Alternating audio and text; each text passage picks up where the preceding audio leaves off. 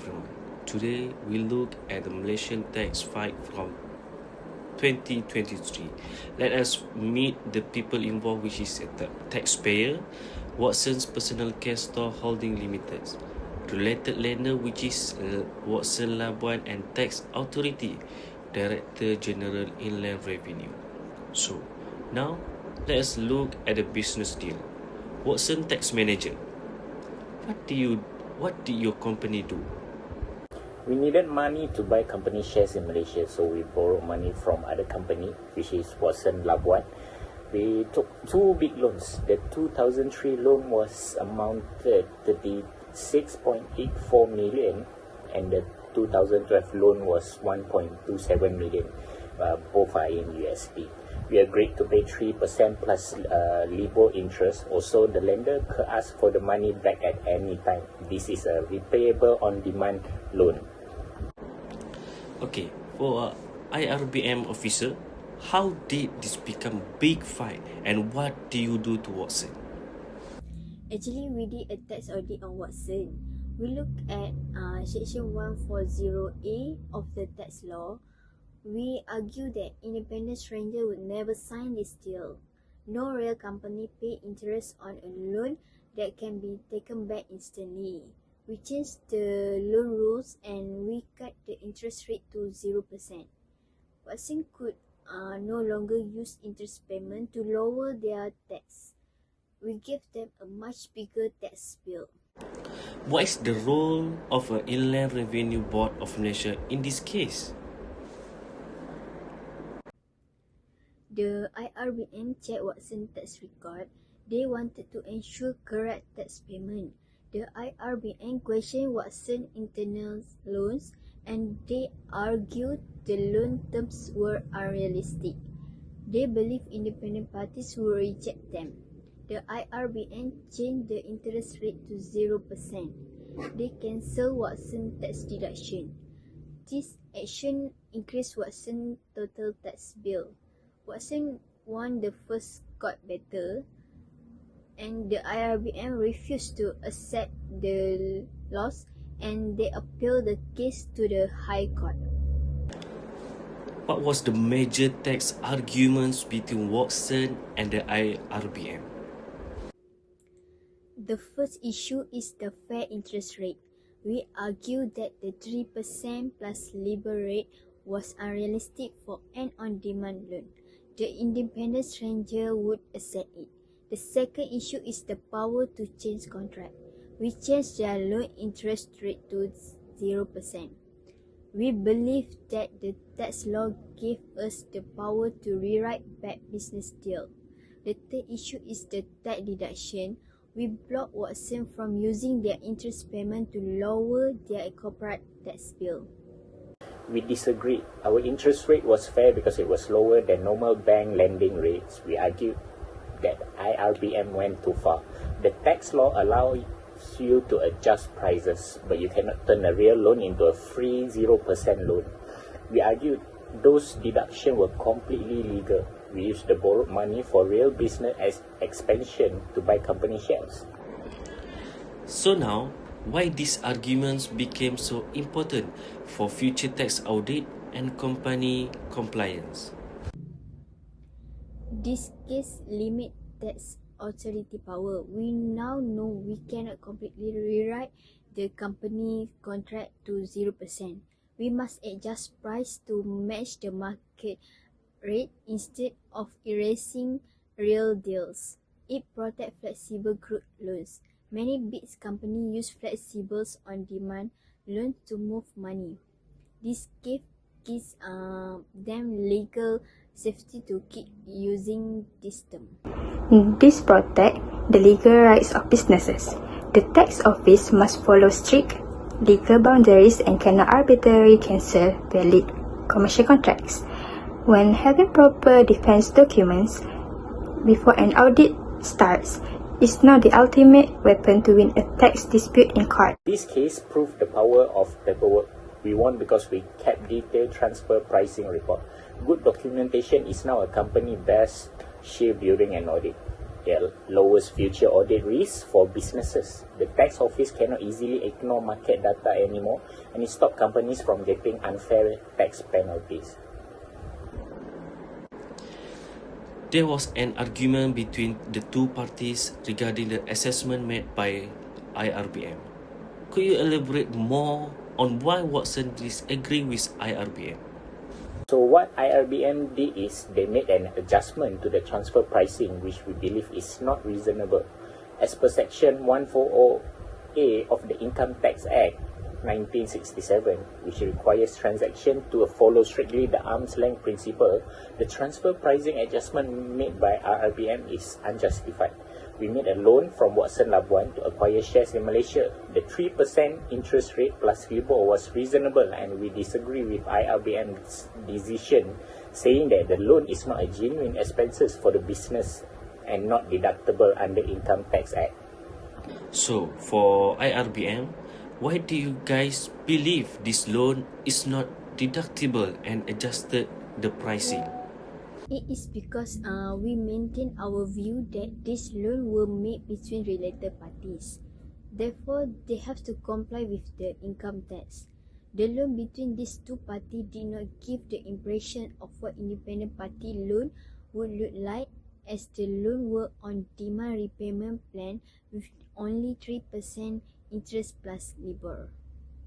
This is the reason why we made adjustment to the transfer pricing and rejected any interest reduction on this loan. After hearing both sides, who do you think has the better advantage? The Watson have the upper hand in this argument. According to Section 140A of Income Tax Act, although IRBM can legally make pricing adjustment, this must be supported by evidence before making any changes. IRBM did conduct the proper procedure before making the adjustment to zero. On the other hand, Watson produced proper documentation to prove the interest rate is justified. This situation will raise dispute on whether IRBM is exercising the proper conduct under Section 140A. Thank you for the input. Let's move on and discuss on the decision made by court. So, what did the High Court decide in this case? The High Court ruled in favor of Watson's because the IRBM failed to prove that the interest charged on Watson intra-group loans was not at arm's length. The court also held that the IRBM could not simply disallow the interest deduction without determining a proper arm's length interest rate based on evidence. What legal principles did the court apply in reaching its judgment? The court applied the arm's length principle under Section 140A of the Income Tax Act 1967. It also stressed the transfer pricing adjustment must be supported by objective evidence, comparable transaction, and proper economic analysis rather than assumption. Was the court decision consistent with the objective of Malaysian tax law? Yes, the decision promotes fairness, legal certainty, and transparency. It protects taxpayers from arbitrary tax adjustments while ensuring that the IRBM follows the correct legal procedures when making transfer pricing assessments. How will this case affect tax audit practice in Malaysia? In the future, tax audit will become more evidence-based. Tax auditor must conduct detailed transfer pricing analysis and use reliable comparable data before making adjustment. This also encourages more professional and consistent audit practice. How may this case influence future investigation involving related party transaction and cross-border payments? Companies will place greater emphasis on complying with transfer pricing rules and maintaining strong documentation for cross-border transactions such as loan, royalties, and management fees. This help demonstrates that transactions comply with the arm's length principle and reduces the risk of disputes during tax investigation. why are documentation and record keeping so important during a tax audit? Proper documentation such as transfer pricing, reports, contracts, invoices, and financial records provides evidence that business transactions are genuine and comply with tax law. In the Watson case, strong documentation was one of the key reasons the company successfully defended its position during the tax audit. This case clearly shows that good documentation not only support tax compliance but also protects taxpayer by providing reliable evidence if a tax dispute reach the court. Okay, we move to the next question. Thank you. Based on the Watson case, what are practical compliance strategies should taxpayer adopt to minimize disputes with the IRBM? The most important strategy is maintaining proper and current transfer pricing documentation. Taxpayers should ensure all related party transactions comply with the arm's length principle and keep supporting documents such as loan agreement, invoice, and benchmarking study. I agree. Companies should also conduct regular internal tax reviews and seek professional advices for complete transactions. In our case, maintaining proper documentation helps support the interest rate change on the intra-group loan. Okay, next, how do professionals' ethics and good tax governance help taxpayer comply with the Malaysian tax legislation? Professional ethics require honesty, integrity, and transparency. Tax professionals should provide accurate advice and avoid aggressive tax planning and violates the law. Good tax governance means having strong internal controls, proper record keeping, and regular compliance reviews. These practices reduce tax risk and help companies respond confidently during an IRBM audit. Now, let's discuss the consequence of failing to comply with tax laws from the both legal and ethical perspective.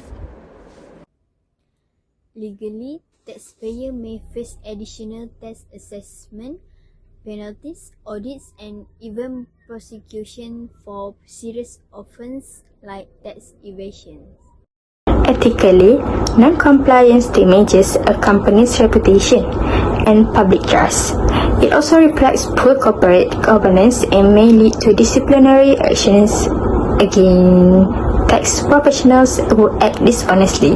So, can you support this with some examples?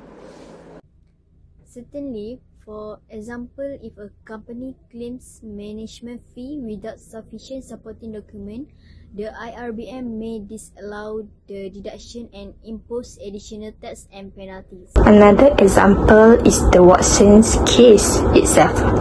Although the IRBM challenged the interest deduction, the High Court ruled in favor of Watson's because the company maintained adequate transfer pricing documentation, while the IRBM failed to prove that its adjustment reflect an arm's length outcome. So now, finally, what the key lesson from this case? Watson case showed that maintaining proper documentation and following the arm's length principle and practicing good tax governance can protect taxpayers during an audit and disputes. Compliance is not just about avoiding penalties. It also helps ensure fairness and strengthen confidence in Malaysia tax system. So thank you. The Watson case reminds us that ethical conduct, strong governance, and proper documentation are essential for maintaining compliance with Malaysian tax law. So that's all from us. Thank you.